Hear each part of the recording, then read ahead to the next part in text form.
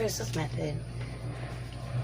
I'm reflecting, organizing, and I come across something I've written, and I'm going to share it.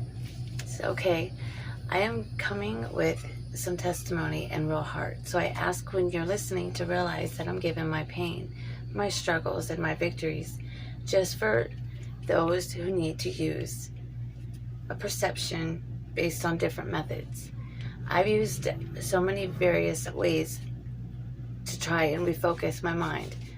We tend to get stuck in our box, and we tend to be limited with our options for many reasons. Number one, fear of the outcome. 2, rejection. 3, we're hard on ourselves. We are our own worst critic. And well, I'm colorful, I'm loud, and I'm bold. I'm real, and the complete reason they have made the caution warning signs, and at your own risk. With the exception to most rules and the percentage that isn't expected and the most unlikely. The road that no one takes ever. Some may travel near or similar, but never yet seen anyone hang on for the complete ride. Roller coaster, get hyped up and talk the talk. It may not get on because of you're scared, or once it takes off, you let go. You gotta let go and trust the machine. It has complete control, right? This a figure. People will all have different reactions. Sick, dizzy, excited, thrilled. We choose whether we want to do it again or not. Well, in my life, no one from family, friend, or foe, therapist, has held on and stuck around. A lot of wishing and wanting and preaching, but my own reflection is what I just keep seeing. Okay, autobiography of Krystles' method. She is a beast, feeling some type of way.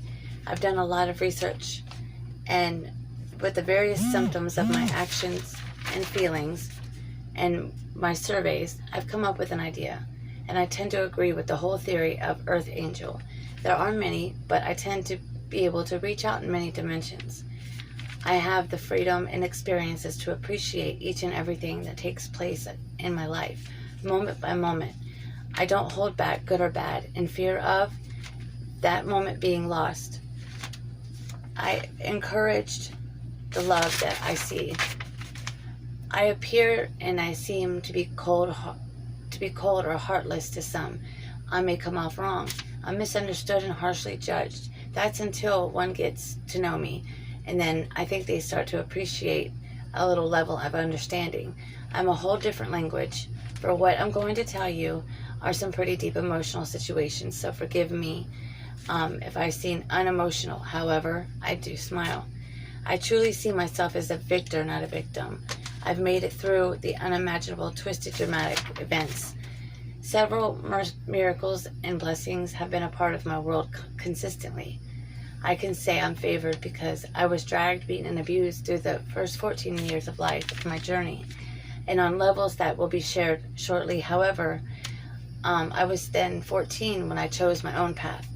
Without any supervision, no one was held responsible of me anymore.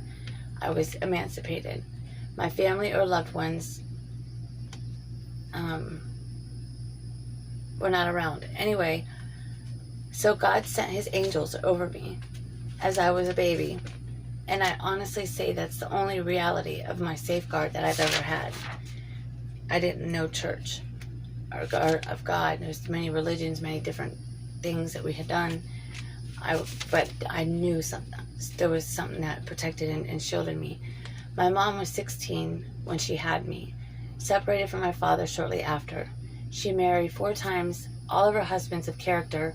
1, my dad. 2, a Cuban drug lord that was physically and mentally cruel. We lived the baller lifestyle, the drugs in the walls, watching my house on TV as the helicopters, looking for my stepdad. It was kind of cool. Then 3, she married my heart daddy. Wild man, was from Vietnam, 4 Purple Hearts, president of the outlaw motorcycle of 33 years, used to be an alcoholic. He was extremely racist, and we lived in a different world, as they had severe street wars between the motorcycle clubs. Look it up, it's crazy. Anyways, I couldn't understand why I would get in trouble or run away from the abuse, and the cops would just bring me right back home. The city was in their buckets. Organized crime. Duh. On the fourth husband, he killed my mom when I was 16. First, more about my dad, Wild Man. He, above all, hands down, my number one in life. I'm going to explain real situations. Then now it'll let you know the appreciation and changes that were and have become from it.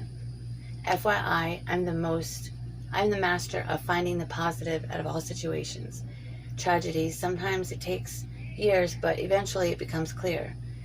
I hate speaking this about my dad and mom, well, my life, but like I said, survivor, not victim. My dad was very dedicated to the club. Church to me was a meeting at the clubhouse on Sundays. He was extremely wild, and his name was Wild Man. His bike was Wild Thing. He was extremely violent, and I believed the diagnosis was paranoid schizophrenic with psychotic features, plus vet, diabetic, and alcoholic, domestic. I had a sister, Tammy, that got forcefully adopted when I was 2, but I grew up with my sister April, which we're 7 years apart. My house became stable in one place. It wasn't stable till my dad, Wild Man. I went to 28 different schools, moved a lot. Every day we would see my dad's van pull up, and we knew somebody was in for it. Even the dog dug a hole and laid in it and died. His name was Satan. He was born on Christmas. But he gave us a break. Sometimes my dad would, take it out on him. I could tell so many of the stories. It's crazy. You don't call 911. My mom would have a bag packed in the middle of the night. We'd go out the window, leave, because it happened often. I remember taking my sister in the closet, covering her ears from the screaming and the banging. Every year, the Christmas tree got thrown at least 3 times. We hated redecorating it, and wanted it to come down way before that. Wasn't allowed to watch black TV or listen to black music. My radio got shot up on my birthday. But it sends me to Evans High School. I witnessed so much and was a part of so many stories, honestly, that the TV stations could have series on each category. And that's kind of cool to realize, because with the dramatic events, there was so much that was gained. And even though I was in a hell, I look back and find a piece of heaven, 100. My sister goes to her first day of kindergarten with a black eye. That's when she started to get it. I can just say we were too many and too much and to get into. When I was 10, I spent the night at a friend's house for her birthday. She had a 16-year-old brother. I had a crush on him, and he was sitting on the couch by me, and I was all giddy. And long story short, no, stop, don't were applied. And I was raped in the process, and while his dad was on the couch. I didn't tell no one because I was scared. My mom's roommate came into the bathroom while I was taking a shower, noticed that there was a hickey on my breast, tells my mom, Dad, they made me say I fucked, I had sex, and I made love. And no, I hated those words. I was 10 years old. From then on, I was called a whore, slut, and it was really like a war that. For school, I'd get up and woke up to him yelling at me, get up, you slut, etc., etc. Well, later, when I was 14, I was in middle school. We were in sex ed. They said, no, rape. And I was so excited because I didn't do that deed. You know what I mean? So I go home and I tell my parents, so they would stop looking at me like that. Only they were unaffected. And it was like, oh well. So this was like a 2-year situation. 10 when I was raped, and 12 when the comprehension. So I never really had to apply any therapeutic measures to cope because it had been so long and I didn't have that going on.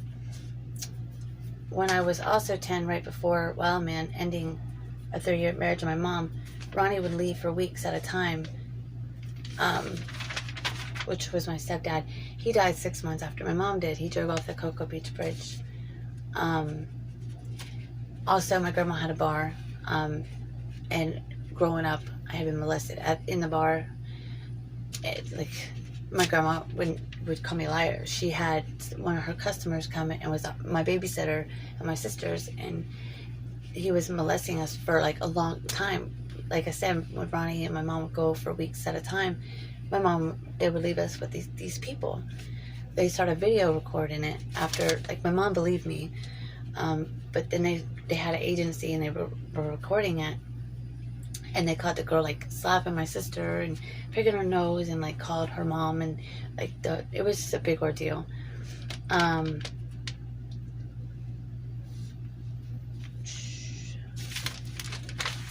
That's all I was seeing what I just did. Anyways, at 14 in high school, the only goal that I wanted or had was to graduate from the same school I started at. My dad quit drinking, but the violence was still bad. It didn't compensate any of it. I would watch Lifetime and always had a sad abuse story and domestic violence, but I would actually get upset because they were being so vague, leaving out the real truth. What's really happening? And what is actually, it would actually offend me because it was like there's more, you know? So living with the club, my dad would pick me up on the motorcycle, and I felt like I was on top of the world. I was so proud, even with the hell that I was living. I love this man so much. The kids at the school were even hard on me because they pulled a race card. My mom was my world, and I loved her with everything, but her option, when dad was gone, she worshipped my dad, like he come first. My mom worshipped like the old school way.